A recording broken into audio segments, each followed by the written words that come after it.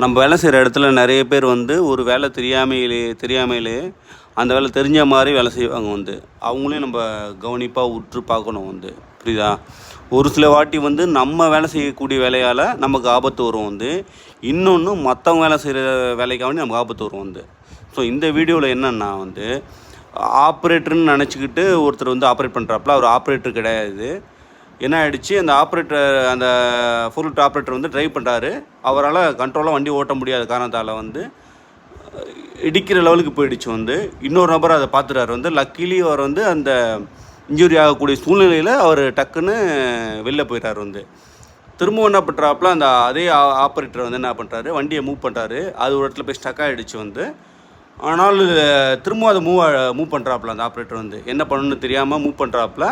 இந்த ஒர்க்கர்ஸ் என்ன பண்ணுறாரு வந்து, அதை நோட்டீஸ் பண்ணிகிட்டே இருக்காப்புல வந்து. அவர் என்ன பண்ணுறாரு ஏது பண்ணுறாருன்னு சொல்லிட்டு ஒரு அச்சத்துலேயும் ஒரு பயத்துலேயும் இருக்காப்புல வந்து.